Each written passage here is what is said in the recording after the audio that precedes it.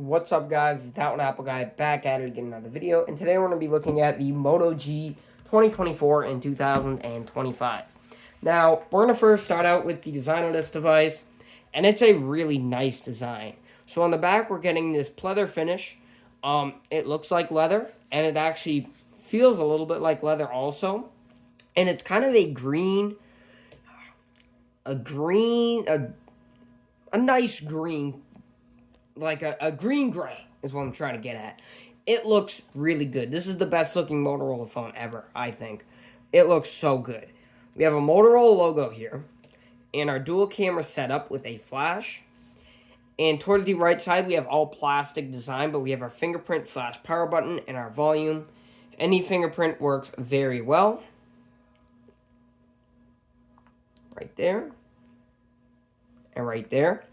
Towards the bottom, we have our headphone jack, mic, 20-watt USB-C fast charging port, and 1 out of 2 dual speakers. Now, 20 watts, no, it's actually 18 watts, isn't that fast. But, you can get around with it. Mic up top, and to the left, SIM and SD card slot. Now, this device was released on March 12th, 2024, and yeah, so it ain't that old. The screen is an IPS LCD display that is 120 hertz. It's a 6.6-inch display. And, let's see here. It is 720p. But it's actually a pretty nice 720p panel. And it has an 84.9 screen-to-body ratio. Now, yes, it does have the thicker bezel, but it's not too bad.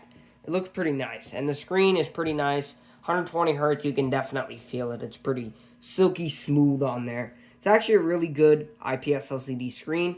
Doesn't get too bright. I wish it would get way brighter, but overall good viewing angles and stuff like that. So pretty good screen there. It's running Android 14. It was supposed to get Android 15, and it's still scheduled to get it, but it never received it yet. Or at least I didn't.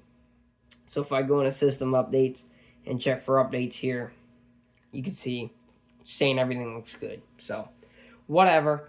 I don't have it yet, but on Android 14, it runs great. And it runs on a pretty good processor, mid-ranger processor. It is a Snapdragon 4 Gen 1 chipset, coupled with 4 gigabytes of RAM and 128 gigabytes of storage. Now, 4 gigabytes of RAM is a little low. We do have what they call a RAM booster, but that does hurt your storage lifespan. You can do 1, 2, or 4 gigs. I got mine at 1 gig, so it doesn't degrade the storage. But yeah, that's what I recommend, 1 gig. I wouldn't go any more than that. Maybe 2. 2 is pretty good, but not 4. That's just too much. And 128 gigabytes of storage, plenty. You can also expand the storage up to a terabyte, so plenty. And a Snapdragon 4 Gen 1 6nm chipset. It performs pretty good. It stutters here time to time. You don't want to push it too much. But for, a budget to mid-range processor, it's actually really good. You're scoring almost 800 over 1820 on here. Pretty good performance on this guy. It just booted up, and it's pretty smooth. So, pretty good performance on this guy. I'm really impressed. It has, for the camera, a 50 megapixel main camera, a 2 megapixel macro. So that's what's going to be on the back. So not too great, but no OIS also. Only 1080p at 30 FPS. And on the front, we have an 8 megapixel sensor.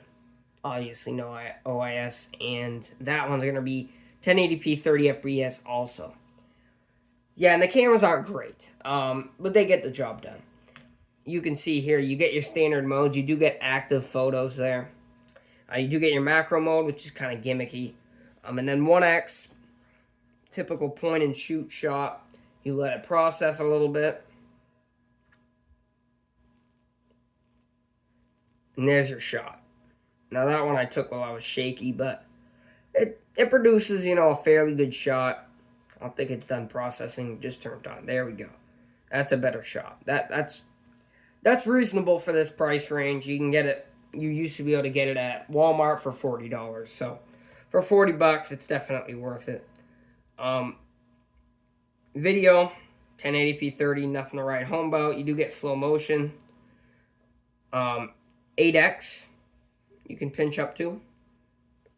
You do get a portrait mode, a pro mode, and spot color, night vision, panorama, group selfie, dual capture, photo booth, time lapse, spot color video, and dual capture video. So a lot of modes. Dual capture is a very nice mode to have, and you are getting a dedicated time lapse on here, which some budget phones don't even have. So not a terrible camera system there. It does have stereo speakers, which sound very nice. They sound stereo enough. We could play a little sample here. A little bit of Mortals by NCS. Let's just see what we can pop up here. Yeah, it's going to give me an ad here. Let's go ahead and skip over that. We're just going to blast this here. All the way up. You see if I cover it, there's the top one. If I cover the top one, there's the bottom.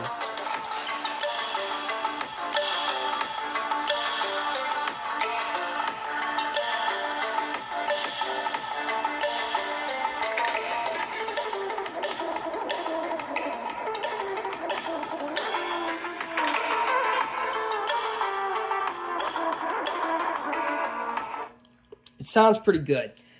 It gets pretty loud. Not the loudest in the world, but it has good bass and it has good clarity, and that's all I care about.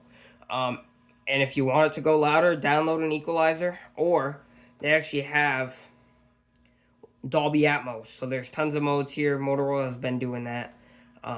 So yeah. Also, there's not much bleeding up here, just a little bit, because obviously it's an LCD. You're not really going to eliminate bleeding with a hole punch style cutout, but it's not bad at all. I mean, if you kind of, yeah, see, it's built really good. If I press around it, it's not even no flicker or nothing. You know, it's a really well-built screen there. 802.11 AC Wi-Fi.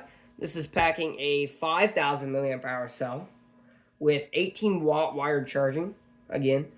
So you're not going to be getting any wireless charging, unfortunately, on this guy. And the only color this guy's going to come in is this, what they call sage green color there. So I think it's a really nice color. I think it's one of Motorola's best colors. And for the display, again, 6.6 inches. It's not, you know, the biggest screen in the world. You're not going to be doing a lot of, like, intense, huge screen stuff on there. But I like that. I think it's a little too big, actually. I'd like a 6.4, 6.5 inch.